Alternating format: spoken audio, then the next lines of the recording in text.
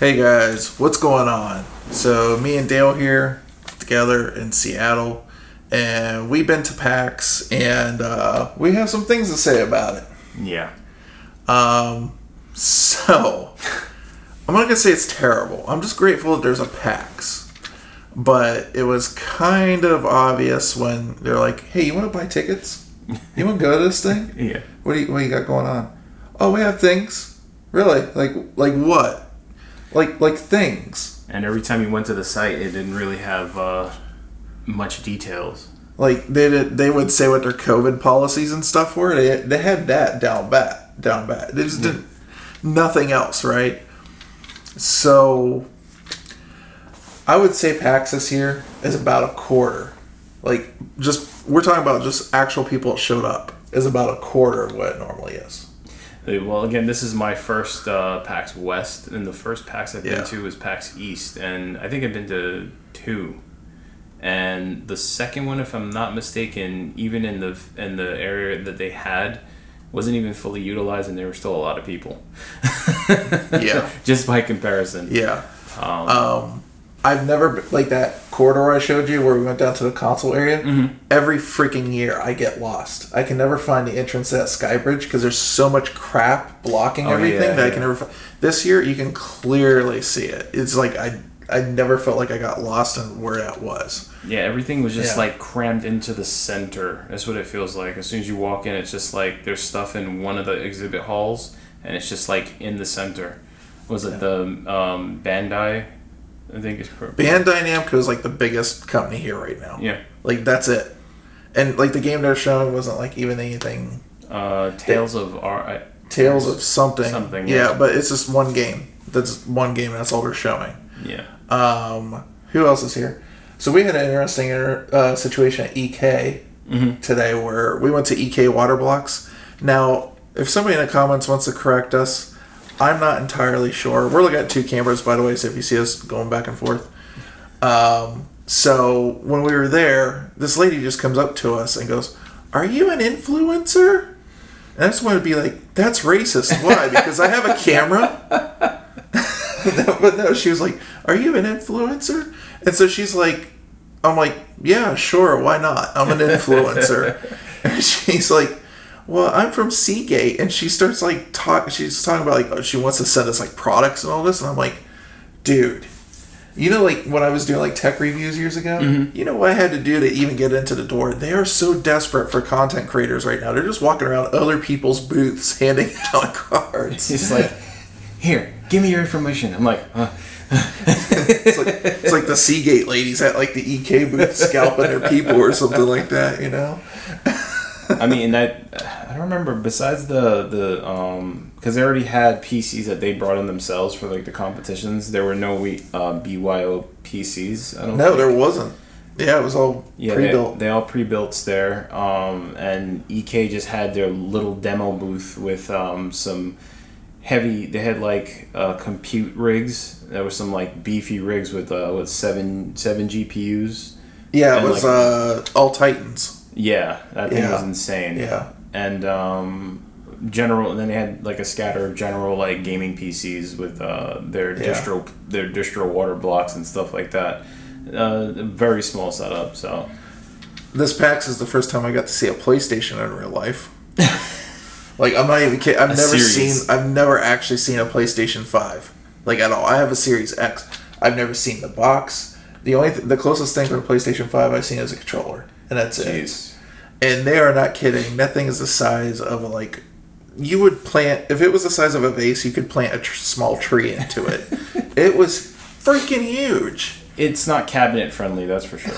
Yeah. No. So, we did do a couple cool things. So there's, you know, like, you're going to get what you want out of it. And this is what my proposal to Dale was. Not like to marriage, but, you know, like, it was, I think this year's going to kind of suck. If you want to come and check out the city, we can do that. I think the problem is we both realize we're getting older and we try to pack too much in.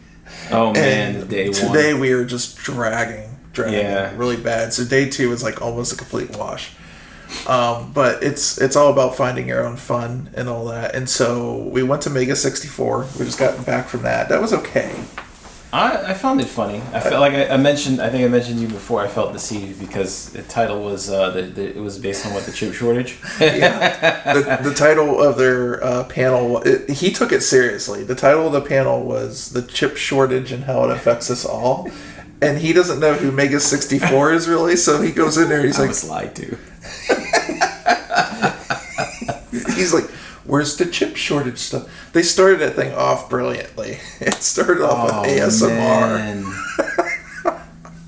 My ears were going crazy with that section. They decided because they had the actual the headphone, the mics that they use for ASMR, and the same ones that they use to test headphones. And they had this little styrofoam ball thing that they were just putting in the air, and it was like, nails on a chalkboard. It was great. It was oh man! And then they put like a plastic cup over it, and it was crazy. Yeah, I mean, it's stuff like this. It's still fun. Don't get me wrong. We're still having a good time, but it is very thin this year.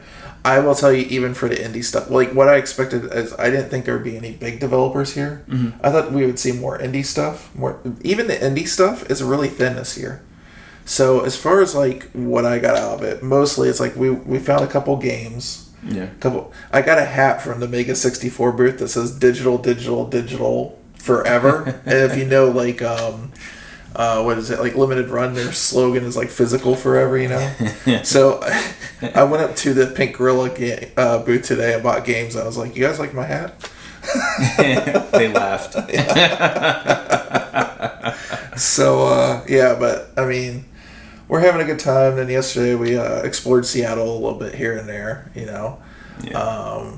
And let's see, but yeah, I think probably tomorrow, if I'm being honest, guys, I was thinking there's going to be a lot more content from PAX itself. I'm going to tell you right now, I think it's going to be very thin.